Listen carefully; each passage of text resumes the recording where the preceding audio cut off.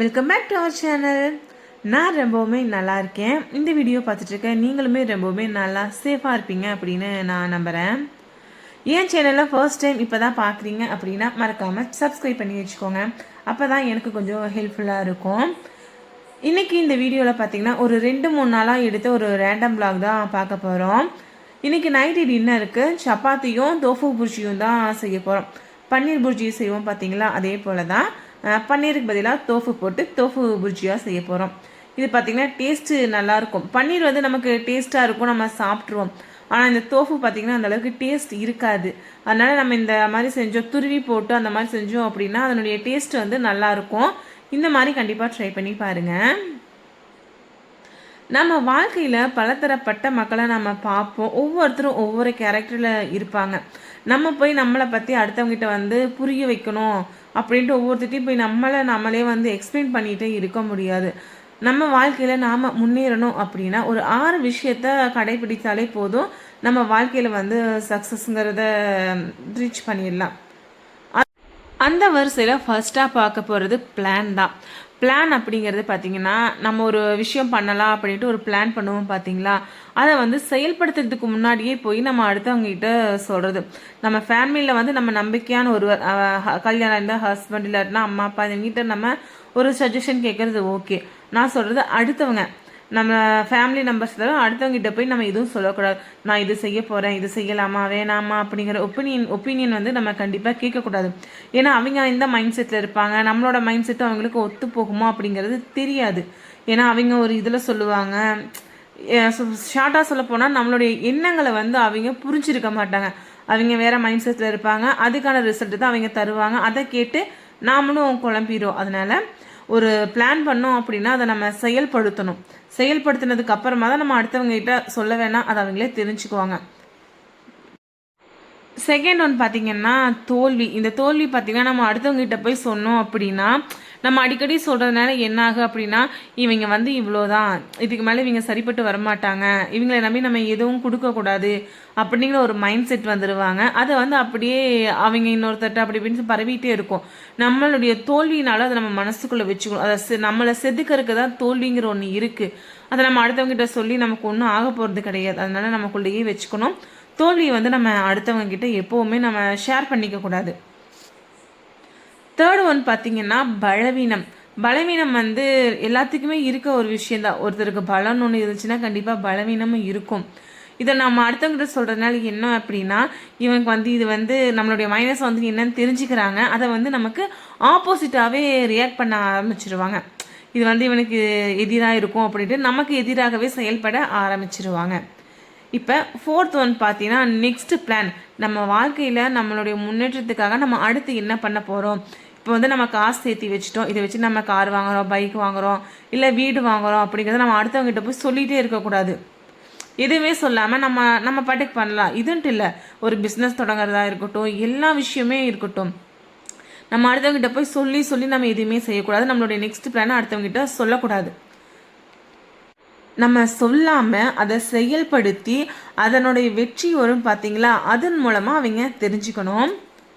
இது பார்த்திங்கன்னா next day எடுத்த வீடியோ தான். இன்றைக்கி பார்த்திங்கன்னா ஒரு ஃபங்க்ஷன் இருக்குது. நம்ம என் கூட படித்த ஃப்ரெண்டோட பசங்களுக்கு வந்து ஒரு சீட் ஃபங்க்ஷன் தான். அதுக்காக தான் காலையில் ரெடி ஆகிட்டு இருந்தோம். நம்ம நித்துக்குட்டி பார்த்திங்கன்னா நம்ம தம்பியை ரெடி பண்ணி விட்டுருவாங்க, நான் பாப்பாவை ரெடி பண்ணி விட்டுருவேன். நித்துக்குட்டி இருக்கிறதுனால எனக்கு கொஞ்சம் ஹெல்ப்ஃபுல்லாக இருக்குது.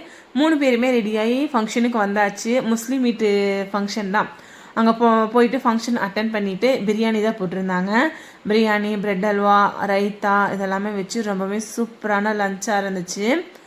இதுக்கப்புறம் ரிட்டர்ன் வர வழியில் பார்த்திங்கன்னா கொஞ்சம் டிமார்ட் போயிருந்தோம். போயிட்டு சில பல ஐட்டங்கள் மட்டும் வாங்கிட்டு வீட்டுக்கு வந்துட்டோம். இப்போ அந்த 5th என்ன அப்படின்னா ரகசியங்கிறது வந்து நமக்குள்ளே இருக்கிறது தான் ரகசியம். இது போய் இது என் பெஸ்ட்டு ஃப்ரெண்டு அப்படிங்கிற ரொம்ப நெருக்கமானவங்க அப்படின்ட்டு நம்ம போய் எதையுமே நான் அவங்ககிட்ட ஷேர் பண்ணக்கூடாது. ரகசியம் அப்படிங்கிறது நமக்குள்ளே மட்டும்தான் இருக்கணும். ஒரு ரகசியத்தையே காப்பாற்ற முடியாத நம்மளால் வேறு எதையுமே காப்பாற்ற முடியாது.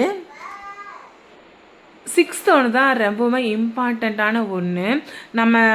நம்ம செய்கிற நல்லது கெட்டது, போகிறது வர்றது, சாப்பிட்றது எல்லாத்தையுமே எடுத்து இப்போ நம்ம சோஷியல் மீடியாவில் அப்லோட் பண்ண ஆரம்பிச்சிட்டோம். இதை பார்த்து சந்தோஷப்படுறவங்களும் இருக்காங்க, வயிறு எறிகிறவங்களும் இருக்காங்க. ஆனால் அதனால் நம்ம எல்லாத்தையுமே எடுத்து சோஷியல் மீடியாவில் பப்ளிஷ் பண்ணணும் அப்படிங்கிறது வேணாம்.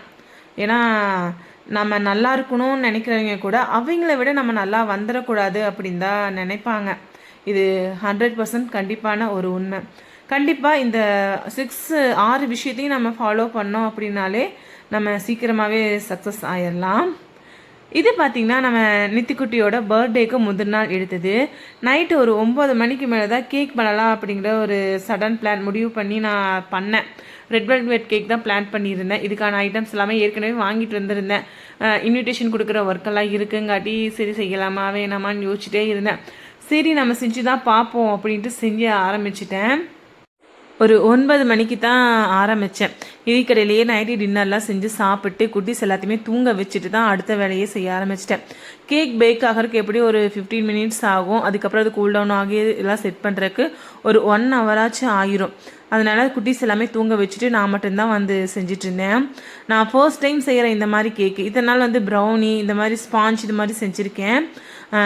க்ரீம் எல்லாம் அப்ளை பண்ணி டெக்கரேட் பண்ணுறது இதுதான் ஃபர்ஸ்ட் டைம். ரொம்பவுமே சூப்பராக வந்துருந்துச்சு. நான் எதிர்பார்த்த அளவுக்கு வந்துருந்துச்சு. நான் இவ்வளோ பர்ஃபெக்டாக செய்வேன்ட்டு கொஞ்சம் கூட எதிர்பார்க்கல. டேஸ்ட் வந்து நம்ம கடையில் சாப்பிடுவோம் பார்த்தீங்களா, அதே டேஸ்ட்டு தான் இருந்துச்சு. இதெல்லாம் செஞ்சு முடிக்கிறக்கே பார்த்தீங்கன்னா நைட்டு ஒரு 1 o'clock ஆயிடுச்சு. கேக்கெல்லாம் எடுத்து ஃப்ரிட்ஜில் வச்சுட்டு அந்த இடத்துல நல்லா க்ளீன் பண்ணி விட்டுட்டு அதுக்கப்புறமா தான் நான் போய் தூங்கியிருந்தேன். இந்த கேக் பார்க்குறதுக்கு எப்படி இருக்குது அப்படிங்கிறத கமெண்ட் பண்ணுங்கள். பிடிச்சிருச்சு அப்படின்னா லைக் பண்ணி மறக்காமல் என் சேனலை சப்ஸ்கிரைப் பண்ணிக்கோங்க. நெக்ஸ்ட் டே நித்திக்குட்டி பர்த்டே அன்னைக்கு எடுத்தது ஒரு சிம்பிளான அவுட்ஃபிட் தான் சூஸ் பண்ணியிருந்தோம். ஏன்னா கொஞ்சம் கிராண்டாக எடுத்தோம் அப்படின்னா அவ்வளோ விலை கொடுத்து எடுத்துமே பார்த்திங்கன்னா ஒரு 2-3 டைம் போட்டுட்டு அப்புறம் பத்தாமல் போயிடும். இதுனா கேஷுவல் வேர்னால் நம்ம அடிக்கடி போடுவோம். நம்ம கொடுத்து வாங்கின ப்ரைஸுக்கு ஒர்த்தாக தான் இருக்கும். இந்த வெடிக்கிறது பார்த்திங்கன்னா வருஷம் வாங்கி இது கூட மல்லு கட்டுறது தான் வேலையாக இருக்குது. அது எப்படி உடைக்கிறனே தெரியாமல் அப்படி இப்படின்னு திருகி கடைசியில் நான் எம்எல்ஏ உடச்சி விட்டுட்டேன். ஹஸ்பண்ட் தான் பாப்பா மேலே கரெக்டாக புஷ் பண்ணி உடச்சி விட்டாங்க. நான் செஞ்ச கேக்கை வச்சு ஒரு சிம்பிளான சூப்பரான கேக் கட்டிங் முடிச்சாச்சு. கேக் செம டேஸ்ட்டாக இருந்துச்சு. என் ஃப்ரெண்ட்ஸு ரிலேட்டிவ்ஸ் எல்லாத்துக்குமே கொடுத்துருந்தேன். எல்லாருமே நல்லாயிருக்கு அப்படின்னு தான் சொல்லியிருந்தாங்க. என் நித்துக்குட்டி பார்த்தீங்க அப்படின்னா நான் எது செஞ்சாலுமே என்னை அப்ரிஷியேட் பண்ணிகிட்டே இருப்பாங்க.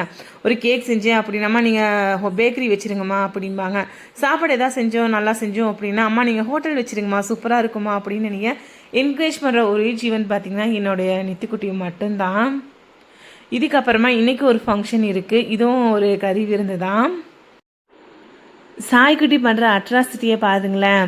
நான் என்னெல்லாம் பண்ணுறனோ அதே போல் திரும்ப பண்ணிகிட்ருக்காங்க. பார்க்குறக்கு ரொம்பவுமே க்யூட்டாக அழகாக இருக்குல்ல.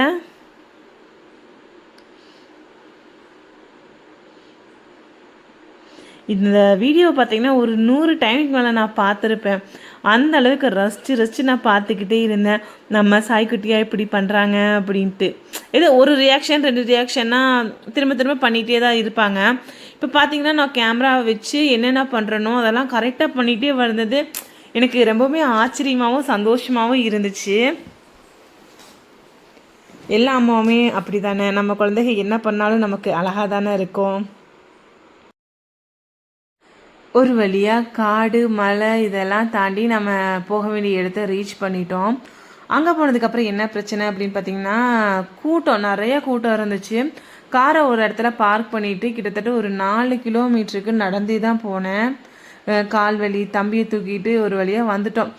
கொஞ்சம் லேட்டானங்காட்டி இங்கே பிரியாணி ரைத்தா இது மட்டும்தான் இருந்துச்சு. இதை சாப்பிட்டு திரும்ப ரிட்டன் வீட்டுக்கு வந்துட்டோம்.